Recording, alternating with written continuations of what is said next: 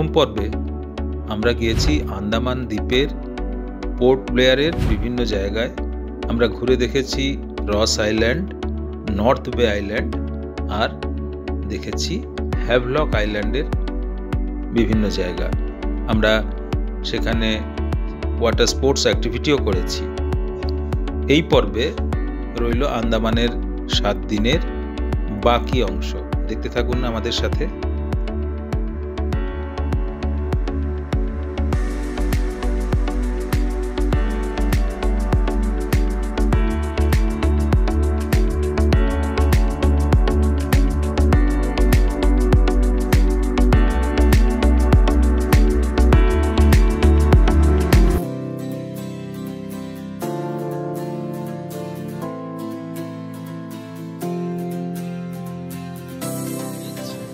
এই জায়গাটা আমরা এই সবে এসে নেমেছি। আমাদের পিছনে এই যে জাহাজ গ্রিন ওশানে, এইটা হচ্ছে আজকে 17 তারিখে আমাদের ডেস্টিনেশন নেল আইল্যান্ড। এখনকার নাম শহীদ দ্বীপ। নেল আইল্যান্ডে এসেছি, এসেই একদম মুগ্ধ হয়ে গেলাম। এখানের সমুদ্রের এত সুন্দর রং।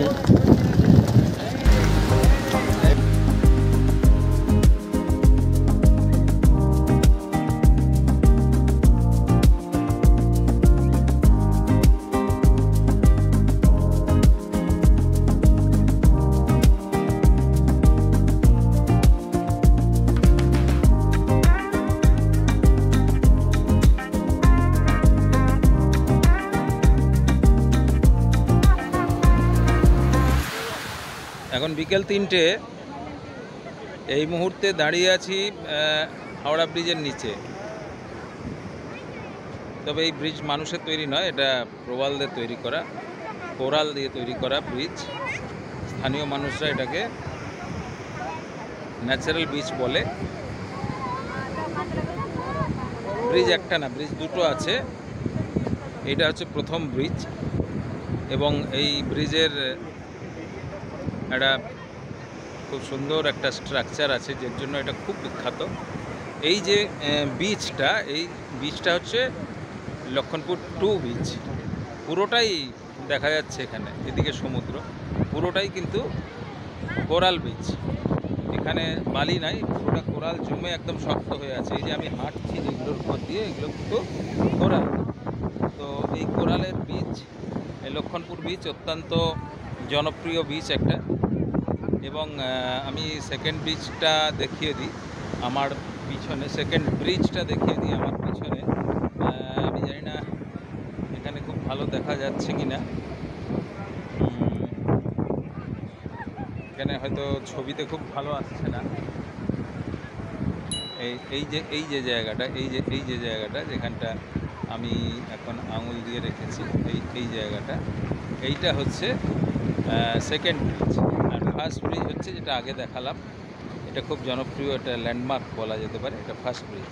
তো লক্ষণপুর সি বিচের বৈশিষ্ট্য এগুলোই। আরও অনেক বৈশিষ্ট্য আছে, সবটা হয়তো তুলে ধরা যাবে না এখানে, কেননা এখানে যে ছোট ছোট জলের যে জায়গাগুলো, এই যে জল জমে থাকে না, এই জলগুলো জোয়ারের সময় এসে ভর্তি হয়ে যায়, পরে ভাটার সময় এই জলগুলো চলে যায়, কিন্তু এখানে মাছ বা অন্যান্য বহু রকম প্রাণী এখানে থেকে যায়। এখানে নিমো আছে, এখানে সি কুকুম্বার আছে, এখানে স্টারফিশ আছে, বিভিন্ন ধরনের। মানে যারা জুলজির ছাত্রী তাদের খুবই ভালো লাগার বিষয় আছে এখানে এই জিনিসগুলো দেখার।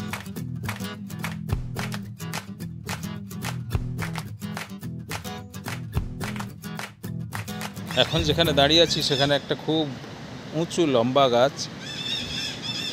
এখানে প্রত্যেকটা গাছই খুব উঁচু এবং লম্বা। আর পিছনে কেয়া বন, যে কেয়া বনগুলো সমুদ্রের ধারে দেখা যায়। এই বিচের সুখ্যাতি হচ্ছে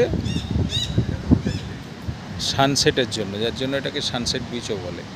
এই যে সানসেটের দৃশ্য আমার সাধারণভাবে এখানে ধরা সম্ভব নয়।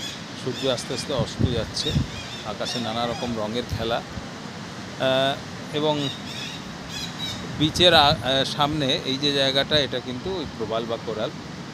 দেখতে খুব একটা নোংরা মতো লাগে, মনে হয় শ্যাওলা, কিন্তু শ্যাওলা নয় আসলে। এই যে শহীদ দ্বীপ বা নেল আইল্যান্ড, এই নেল আইল্যান্ডের এইটা একটা শেষ প্রান্ত।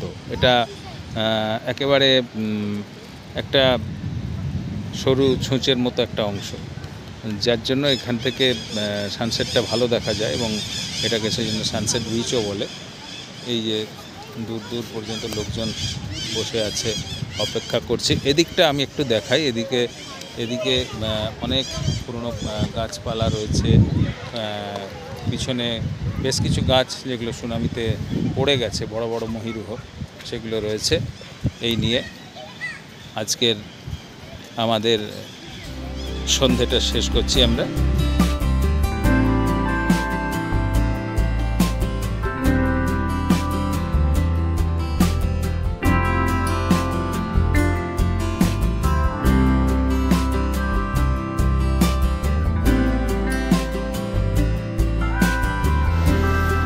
সুপ্রভাত। আজকে এখন সকাল 8:30।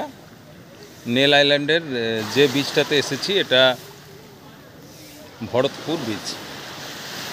এই ভরতপুর বিচে কিন্তু স্যান্ড বিচ, এটা একদম পরিষ্কার স্যান্ড বিচ। এই মুহূর্তে এখান থেকে অনেকগুলো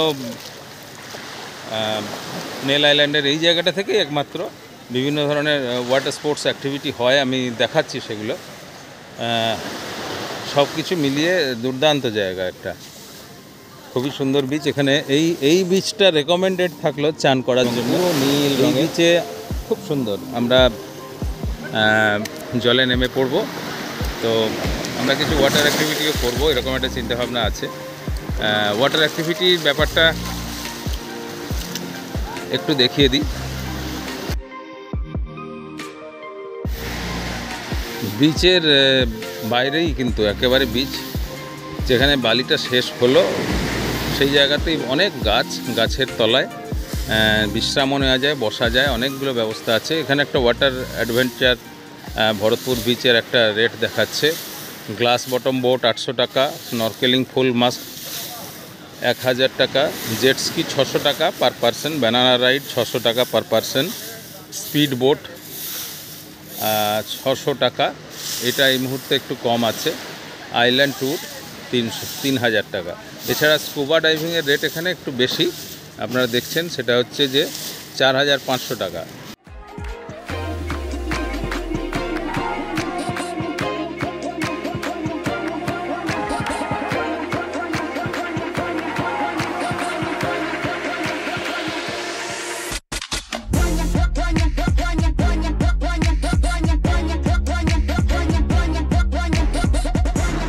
হ্যাঁ, এখন বাজছে বেলা 1টা। আজকে হচ্ছে 18 তারিখ।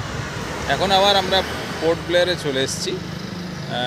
আমাদের যে ওশান গ্রিন জাহাজে করে পোর্ট ব্লেয়ারে এসে আমরা এখন পোর্ট ব্লেয়ারের এই যে নেভাল ম্যারিন মিউজিয়াম সমুদ্রিকা, এখানে মেরিন লাইফ সম্বন্ধে এটা একটা মিউজিয়াম, সরকারি মিউজিয়াম। এটাতে এসেছি, আমার টিম ঢুকে গেছে, আমিও ঢুকছি। আমরা আমাদের আইল্যান্ডের যে সফর, দ্বীপের সফর শেষ করলাম। এবারে আমরা আবার পোর্ট ব্লেয়ারে ফিরেছি। পোর্ট ব্লেয়ারও অবশ্য দ্বীপ, কিন্তু এটাকে মেন আইল্যান্ড বলা যেতে পারে। এখানে আমরা আজকে এখন এই মিউজিয়ামটা ঘুরে দেখব।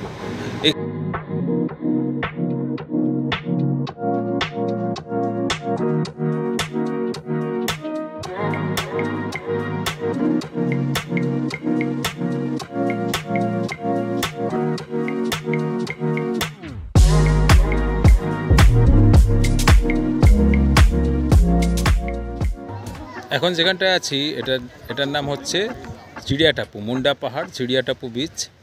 এই যে পিছনে রয়েছে এটা হচ্ছে একটা সুনামির সময় বড় গাছ উপড়ে পড়েছিল, তার শিকড় বা তার ধ্বংসাবশেষগুলো রয়েছে। পিছনে আস্তে আস্তে সূর্য অস্ত যাচ্ছে, দেখতে পাবেন হয়তো আপনারা। একটা পাহাড়, ওপাশে কিছু দ্বীপ পাহাড় মতো আছে, এখানে সমুদ্র, সূর্য আস্তে আস্তে অস্ত যাচ্ছে, এবং এখানে প্রচুর এরকমভাবে গাছপালা পড়ে রয়েছে। খুব সুন্দর একটা জায়গা, এমনিতে বন জঙ্গল ঘেরা।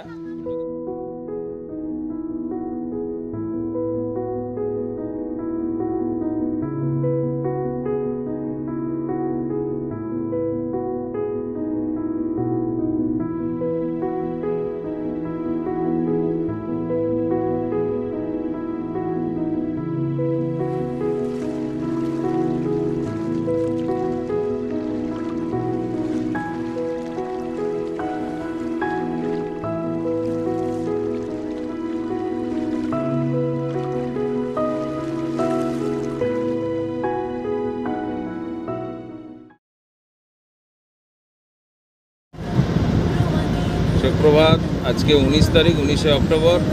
এখন আমরা যাচ্ছি বারাটাং লাইমস্টোন কেভ দেখতে। আর মাঝখানে আমরা যে জঙ্গল পেরোবো রিজার্ভ ফরেস্ট, সেখানে জারোয়া দেখার সম্ভাবনা আছে। সবাই রয়েছে আমাদের টিমের এখানে। ওই যে পিছনে রয়েছে।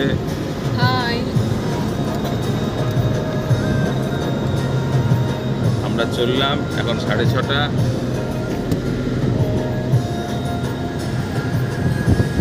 দেখা যাক কি আজকে দেখতে পাই। এখন যে জায়গাটায় আছি এটা হচ্ছে চেকপোস্ট, জিরকাটাং চেকপোস্ট, বারাটাং যাওয়ার রাস্তায়। জায়গাটা খুব সুন্দর, এমনিতেও অনেক গাছপালা আছে এখানে, বেশ কিছু দোকান আছে। এই যে চেকপোস্ট, এখান থেকে আমাদের ফরেস্টে, রিজার্ভ ফরেস্টে এন্ট্রি শুরু হবে।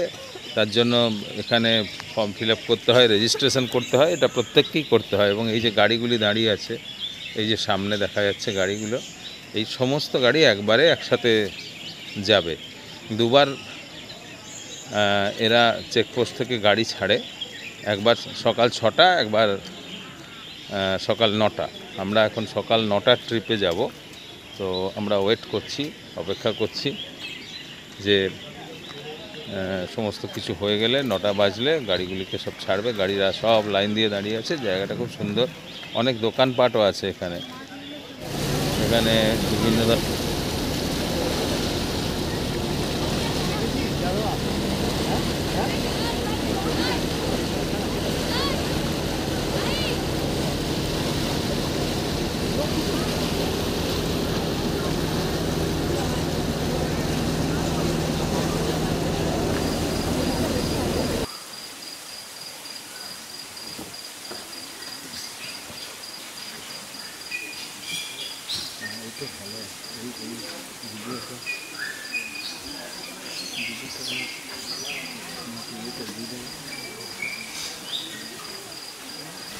এই বারাটাংয়ের, এই যে বারাটাং লাইমস্টোন কেভ, এই লাইমস্টোন কেভে যাওয়ার রাস্তায় এসেছি। আজকে 19 তারিখ, আমাদের আন্দামান ভ্রমণের শেষ দিন।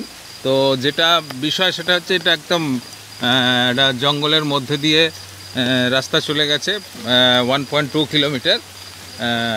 আজকের দিনটা খুব একটা ভালো না, বৃষ্টি পড়ছে। আমরা যে স্পিড বোটে এলাম সেখানেও বৃষ্টি সমানে পেয়েছি, এখনও বৃষ্টি পড়ছে। এই যে সবাই ছাতা মাথায় দিয়ে আমাদের গাইড যাচ্ছে সামনে। তো এইভাবে হেঁটে আমাদের চলে যেতে হবে, গিয়ে তারপরে আমরা লাইমস্টোন কেভে পৌঁছবো। রাস্তাটা খুব সুন্দর, অবশ্যই দুপাশে জঙ্গল, গাছপালা, সমস্ত কিছুর মধ্যে দিয়ে এই যে দেখাই যাচ্ছে কিভাবে আমরা পেরোচ্ছি লাইমস্টোন কেভে যাওয়ার রাস্তা। কিন্তু বৃষ্টি একটুখানি আমাদের আনন্দতে বিঘ্ন ঘটাচ্ছে, এটা বলতেই হবে, কিছু করার নাই। একদম একটা মানে আমাজন ফিলিং যদি চায় কেউ, বা সুন্দরবনের মতো অনেকটা। কেননা একটু আগে আমরা যে জায়গাটা পেরিয়ে এলাম সেটা একটা খাড়ির মতো, যেখানে ওই গাছগুলো ওই রকমভাবে আছে, শ্বাসমূল উঠে উঠে আছে, জোয়ারের জলে গাছগুলো প্রায় ডুবে যায়। সেই জায়গা দিয়ে এসেছি। এই যে আরও গভীর জঙ্গলে ঢুকছি, ভিতরে লাইমস্টোন কেভ আছে, কি হয় আগে দেখা যাক। এখন এই পর্যন্তই।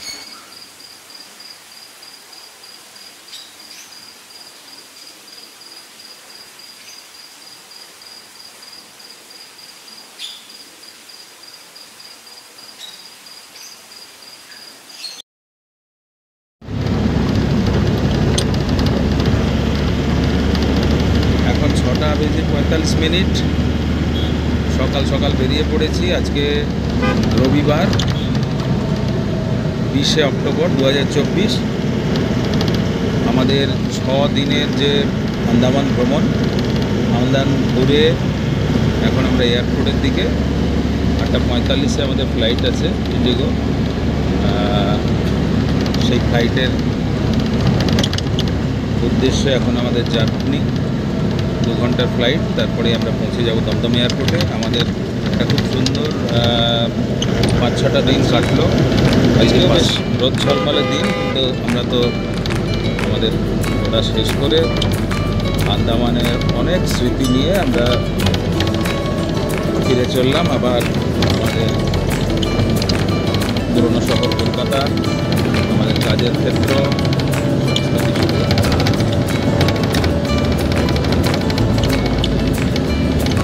Bye bye Andaman.